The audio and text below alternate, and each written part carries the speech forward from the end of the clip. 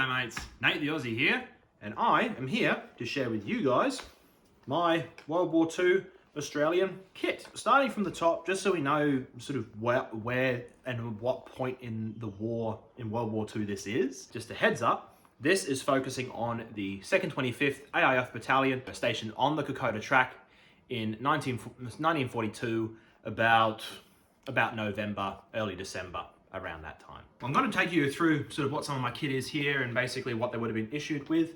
And we'll start off with actually not the rifle. We'll save that to the end. Sorry. Right, so first up, I'm wearing these. These are called jungle greens. And the 2nd 25th Battalion was one of the first battalions to be issued this in 1942. And that was just before they went to Port Moresby. Now, before they went there, they're actually stationed in Syria. And they obviously weren't wearing this kit. They were wearing a different set of kit. I'll do that in my next video. That's sort of 1941 Syria. However, they were issued fresh jungle greens. And not only that, they were also issued with pattern 37 webbing kit. Now, you do see images of Australians using pattern 08 webbing. So that is a World War I issue. But by the time they get to Syria, they phase that out and pretty much equip the entire division or entire divisions of AIF soldiers with pattern 37 kit. Now they're not ammunition pouches, they're just called basic pouches, general use pouches. And the reason why is because they're not just used to store ammunition, they can store grenades as well. And that is one of the upsides and the downsides of Australian kit, because in World War II, the Americans, they tended to have a pouch for every single kind of ammunition. The Australians, you just had your general pouches, your basic pouches that were used for pretty much everything, which means these can carry a lot of different things, but the problem is that the same place you'd be having your grenades is also the same place you'd be having your ammunition here. Now, all of this pattern 37 webbing you see here, including the belt, and also bayonet frog here, is all Canadian issue. The Australians, the 2nd 25th Battalion, when they went to Papua New Guinea, if they still didn't have their British webbing at the time, they would have had Canadian webbing, which is same issue, pattern 37. There are only some slight, subtle differences. One of the main differences when you look at Canadian straps is you can see how that's all one piece. There aren't two separate pieces tied to sort of sewn together. It's just one continuous piece throughout. So that's one way that you can tell.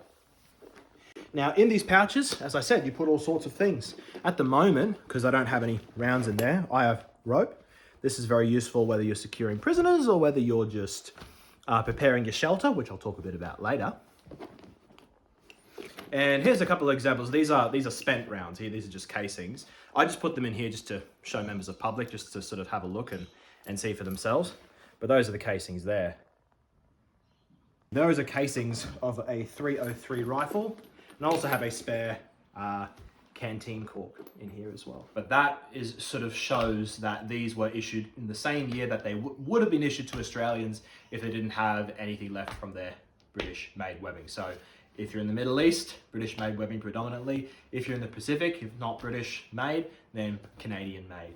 Australian-made webbing barely gets issued, and it's usually pretty late war that gets issued. So you can actually notice here on these little buckles, you can see here on in between the pouch and the straps here. These actually, the whole set of webbing is designed so you can fit all of those, use those buckles to attach every piece together to make one completed set. And to show an example of this, you can see with these buckles on the side here, that is so that it can be attached to this main set of webbing that you see here.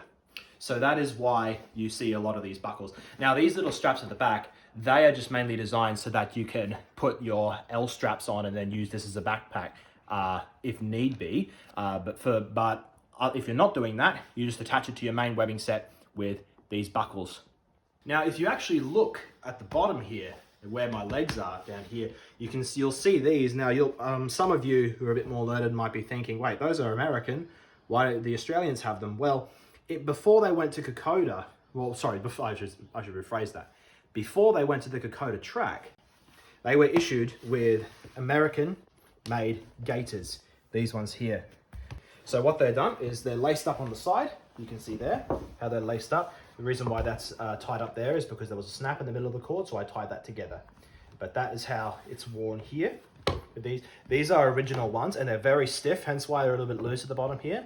I have to wear them in a little bit more, because before these I was using some reproduction ones that weren't as good, and these are quite stiff because they're originals. So I just have to sort of wear them in a little bit more. But those are those gaiters, and what they're designed for is they're designed to stop mud and stones and sticks getting into your boot. And it also helps support your calf muscle as well, which is pretty nice. Oh, and actually, with this helmet, if I hold it up nice and close, you can see it actually has quite a rough, almost sandpaper-like texture on top of it there. So it's not really shiny and sort of smooth metal. It's actually quite a rough surface there. Now, when I was wearing the helmet, you would have noticed that I didn't have the chin strap at the very bottom of my chin. Instead, I wore it, and I'll turn the slide on so you can actually see it. I wore it like this. Here, and you can see how this strap is worn at the back of the head. Now, you would think that that would make the helmet fall off very easily. It does not, trust me. I have run around in rainforests, I've tumbled, I've done exercises in it. It does not fall off, it's fine. And now, I'm gonna have a quick look actually at this large pack here, okay? So the small pack, which is I already showed you before, which attaches with the buckles, but you've also got your large pack here, which is just a bigger version of the small pack, surprise, surprise. Now these straps are actually designed, these straps here, they're designed to actually help attach your helmet to the back of the pack. Now, I don't actually have my blanket in here. The reason why is because I've actually used it recently and it sort of needs to be cleaned before it goes back in here. But normally you'd have your blanket here. If you had a mozzie net, if you were lucky to have that, it would go in here as well. And then you have your shelter on top of that. Now what we know, your ground sheet and then your shelter on top of that. However, what we do know from Kokoda is that the most you were given is basically a blanket and a ground sheet, and that was it. So it wasn't really good. And I'll show you actually some of the stuff I will have is a little bit extra. They would have probably had a little bit less on the Kokoda track, and I'll mention that a little bit later. But if we have a look in here, I do have some things in here. Again, you see these buckles again. These buckles, the Pattern 37 webbing set is filled with these buckles. It's just used to attach all the different pieces, as I've said before. Now these little flaps on the side, they just go over the top here to help sort of protect it from any rainwater, and then you have the flap that goes over the top. But if we go inside there, you'll see I have my ground sheet. This is an original ground sheet. This one here. And then after that, there's the mozzie net. This one here. Now, the funny thing is actually, is that you're meant to put your blanket at the very bottom of the pack first. And the reason why that is, at least from what I've seen and from my own experience, is that if the blanket's at the top or the outside, the chance it's going to get wet is much higher. Obviously, you would want I suppose you would be fine with a wet shelter. You'd probably not be fine with a soaking wet blanket at night. On the Kokoda range, it'd be freezing cold, not nice, right? I mean, still, it's not very comfortable, but in general, at least as long as you have a generally dry blanket, helps a lot. The chance of it staying dry for the entire campaign is obviously very low because it rains literally every day on there, according to sources that we have. But however, it's best for it to be as dry as for as long as possible, and that's why you have it at the very, very bottom there. And last but not least, we're going to be looking at the small pack and looking at the kind of stuff that goes in there. Bubble tea break. Well, that was sure fun. Now here, you would have stored some of your rations, also your mess kit, a couple extra supplies and things like that. I also have a little bit of string cord here. It's just really useful to have that. Doesn't take up any room, barely weighs a thing. Very useful to have. I've also got my emergency ration tin here. So this is something that's very filling, makes you not go to the bathroom very much. Now, obviously there's nothing in here. This is an original, there's nothing in there. I just use it to store a couple things that a soldier would have had. A notebook is one. This one's not 100% World War II, but it's the closest one I've got for the moment until I get a replacement. And this one here, this is actually an original gift to a soldier, this one here. No one really knows who originally it was for, but it says, if you can't see it on there, it says good luck on there. And it's a little metal mirror that you can use for shaving and signaling and things like that. So I take very good care of this because obviously this meant a lot to someone in the war. Now also in here, now I'm actually ordering a shaving sort of kit fabric roll, and that's sort of on its way. But until then, I'm just using this for the moment. However, the stuff in here, this is the stuff I use for shaving. You can see here, there is the shaving brush. These are all originals, by the way. Those are Gillette double-edged razors. This is the one here, and yes, I've used it before, and yes, it works very well. Waterproof wax vestas here. These are Bell's waterproof wax vestas. These are original here, and they are covered in wax to make them waterproof. You can see in here, there's still a decent amount in there. See there. Now I've also got my eating utensils here as well. It's just wrapped in a general sort of cotton cloth, really, that would have been supplied from home. And generally speaking, it is also a really good towel to use to dry things, dry your mess kit, or sort of dry your face after you've had a shave. But I'll unroll it so you can see what's in there. Now, if we see here, we've got a couple different things. Here, this is the what they call the housewife. And this has your sewing kit in it. So if you're making any field repairs on your uniform, if there's any sort of tears or whatever, that's all original there. Original cord and also original needles as well. And I find it's always useful to have something like that, so you're able to make these repairs in the field. So it's not sort of the end of all time when there's a tear in your pants or something like that. Now, spoon as well. Spoon are the most common things you see gentlemen using when they're on the track.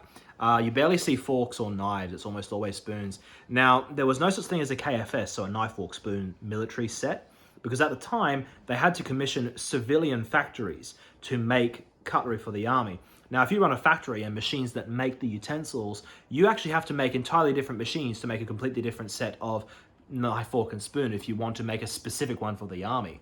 And because we didn't have that, we just used civilian factories with the machines they already had to make cutlery and things for the military, hence why there's no real difference between the civilian utensils and the utensils that the soldiers used. Now, this spoon's an original, and also this fork is an original. I don't have a knife, but to be honest, knives weren't really that common on the track. Now, these are American, these ones. These are American cigarettes there, Camel brand.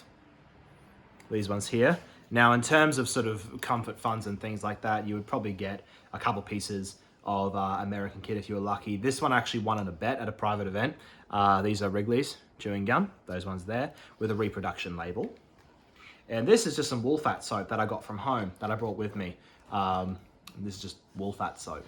Very useful, very light, doesn't weigh much. Now, I've also got some dressings here. Now, these are field dressings. These are original. Sorry, wound dressings, I should say. These are original ones. Now, I have two of these. One is in a different location, but here's one for you just so you can see what it looks like. Now, one of these would be stored in your back pocket as well, so you'd always have it on your person. And last but not least is the mess kit here, or also nicknamed a Dixie set. Now, this is actually an original. Now, the reproduction ones you see of these are actually usually made of a different metal. These are made of tin, so they're naturally heavier than the other ones that usually are made of aluminium. And also, the way that the handle is on it as well tends to be a little bit different as well, and I'll show you that a little bit later. But this is the Dixie set here. Now, as you can see, it came in a set where you have a bigger one and a smaller one. If you're on the Kokoda track, you probably just bring the smaller one with you just because it's extra weight. And any kind of weight can make a massive difference. Even just minus one spoon can make a big difference. So you probably just have one of these on the Kokoda track. But that's a Dixie set there.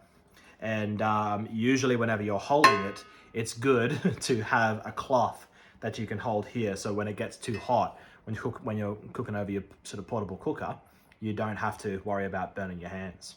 Now, if you see the edge there on the handle there, and if you compare that to the reproduction ones, you can actually see how different it is. So, thank you very much, guys. I hope this has been sort of enlightening and interesting to show you something other than just medieval and Japanese 16th century stuff, so you can kind of see what else I do as well. And hopefully this will sort of inspire other people there who want to get into World War II Australian Kit. And keep in mind, I'm still learning. I'm not an expert on everything, and I'm always adapting what I do.